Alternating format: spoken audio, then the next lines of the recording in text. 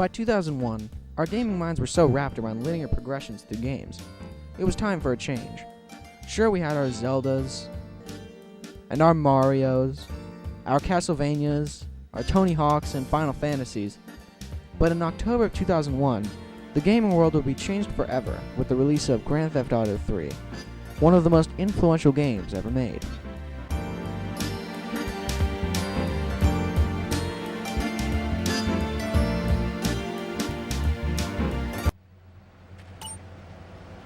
The way that Grand Theft Auto 3 differed from other games was that it utilized an open-world setting, which has gone on to be categorized as a sandbox element, making it a sandbox game.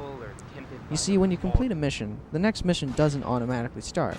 Instead, you're able to run around the city wreaking havoc, killing people, and getting busted by the cops. Or do other missions which might be available to you at that time. To get more into the story, you play as Claude, a mute protagonist whose name actually isn't heard until Grand Theft Auto San Andreas 3 years later. You begin the game seeing a flashback with Claude and his girlfriend Catalina robbing a bank. Unfortunately for Claude, Catalina betrays him and leaves him bleeding in an alleyway.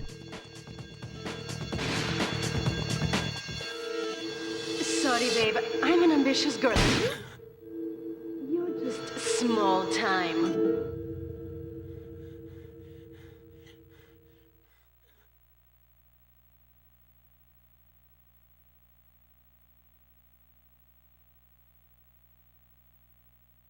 We then flash to the present day with Claude being transported on a prison bus.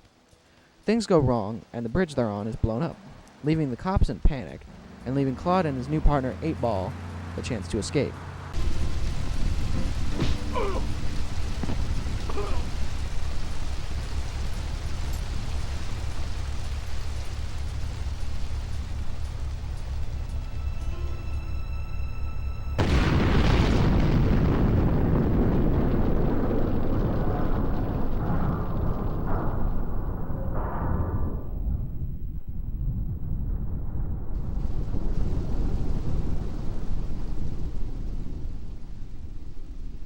Eight-Ball then takes you back to his hideout and eventually introduces you to Luigi, your first employer and the owner of a sex club.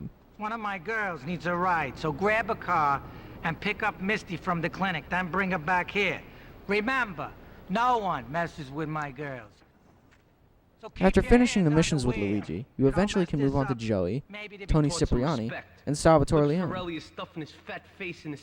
After playing through these missions, you'll notice that the starting island you're on isn't very big. But after you get far enough, the second island is opened up, which is more like the real-life Manhattan. After the second island, you unlock the third and final island, which is full of rich houses. And this is where the finale of the game takes place. But I didn't order anything. What's this? How sweet. As a whole, the story is quite impressive considering the elements that had to be thrown in.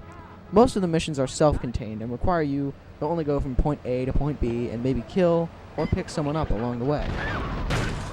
The Grand Theft Auto series is known for its colorful characters, and this game is no exception.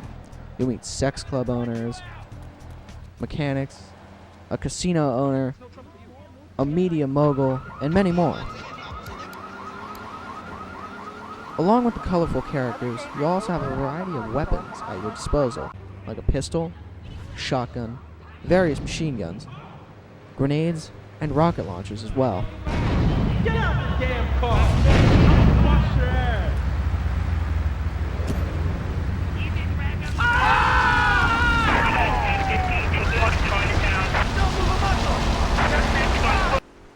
The graphics in this game haven't aged very well, unfortunately, which is a shame because the rest of the game is perfect the way it is.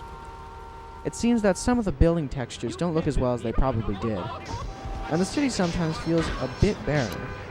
But whenever there's somebody close by, you can always hear a quick comment that is always pretty funny. Football, now that's an American sport. I got anything you want. Good, wholesome American values, man, like. An almost perfect game, and one of the most influential games of all time. This is Grand Theft Auto 3 for the PlayStation 2.